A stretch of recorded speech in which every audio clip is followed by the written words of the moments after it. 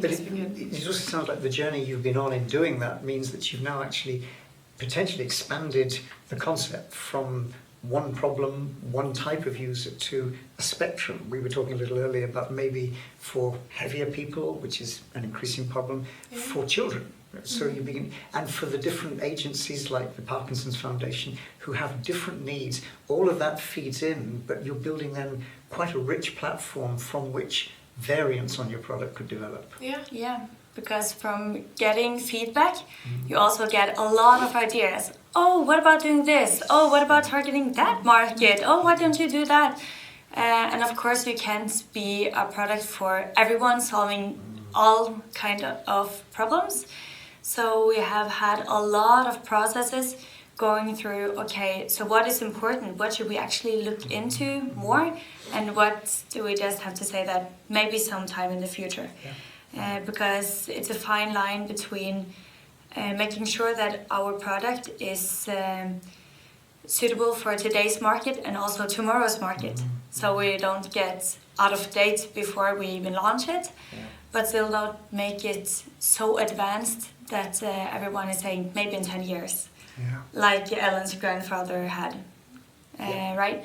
So people have mentioned that, oh, you can maybe monitor their heart to make sure you see if they will have a heart attack. Okay, that makes us take care of a lot of regulations, and it has to be so advanced and so expensive. So then, and if we would go into that market, we would go far and far away from pressure relief. So seeing that there are a lot of good products doing exactly that, so let them do this now, and we are focusing on doing the best pressure relief that we can do, and open for adding more features later. So therefore the customer groups has been more interesting. So making one for kids, because then we're using the same technologies that we're doing anyways. We can use the same control unit, we just have to make the mattress shorter. That's easy for us. So I mean, it's interesting because in a sense you've got that classic problem, and particularly as entrepreneurs, limited resources. You could do so much. What are you going to do? And it's walking a tightrope. So it makes a lot of sense. Work with our core, then what's next to that we could build on, and then what down the road might we do? But there's another piece of all of this story, which is quite apart from developing the market and the concept and the prototypes. You've got to build a business which requires money and requires increasing structure of some shape and form and a strategy. Could you tell us a little about that journey that's been going on in parallel with the technical development? We, as we said, started as students, so we had a lot of opportunities when it came to public funding. The students who wants to try and be entrepreneurs get public funding, and also when you're doing something and trying to solve the UN sustainability goals, for example, and something when it comes to solving the increasing population which is going on, and you point the finger to a lot of the global challenges, that gave us a lot of opportunities when it came to funding. So up until 10 months ago we were publicly funded, because in Norway we have the good system that we have with Innovation Norway and the Research Council, and luckily for us there's a lot of good research we can do and that we can get funding to do when it comes to pressure source and the movement stimuli, and with the elderly and with the children and so on. So we've been publicly funded, which has been awesome, doing research and product development and building our organization and hiring the engineers and so on.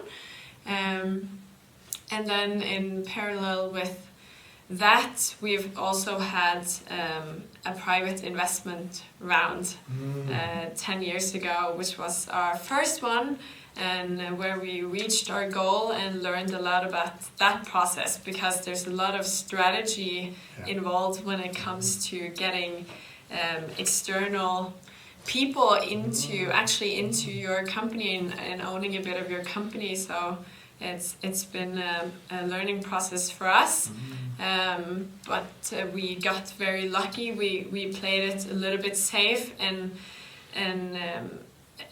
got investors that were our some of our partners that we have, and a foundation that we trust, and some of the people that we know from beforehand.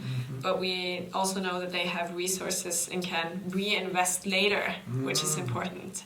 So we're having a new one now because as I told you earlier, you need private funding to get public funding. Yeah. So that's the position we're in now, where we're having a new investment round. So it goes kind of private investment round, then you get public funding, and so now it's speed. This year, everything is happening where you have to certify your product, and then you have to get ready to produce it with everything that is connected to that process.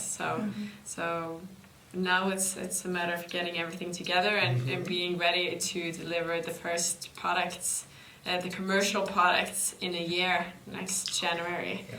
So it's a process that now everything is coming together and things are happening. So it's an important year for us, production-wise and development-wise and sales-wise, and expanding and scaling. So it's really a new world when we're on the market instead of now, because now we're really in the startup phase.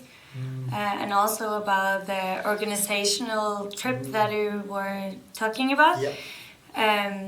That we experienced was that in the beginning, when we were 3 people, me, Ellen, and Björn, that did not have any background within health and not have any background within technology, but we still needed to have a lot of hats on us, thinking about, okay, the market, how does it operate, okay, and what is the problem in the health sector, what does the government plan on spending their money on. We have noticed that in the beginning we had to go through the different phases together.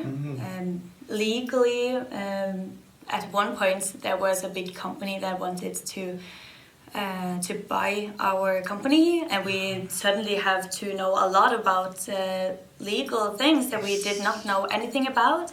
And it was important that everyone were aware of what we were deciding on and so on. So of course we did not sell. But as we have grown and we have gotten engineers, we have seen that the tasks and our roles has been more clear. As now Björn is the one that takes care of the financials and everything, and we're more markets, but we still are working on different projects. Following it up on the existing pilot test, applying for funding for a new project with the children's mattress, and also the 2 engineers has been more accurate on what they are actually doing.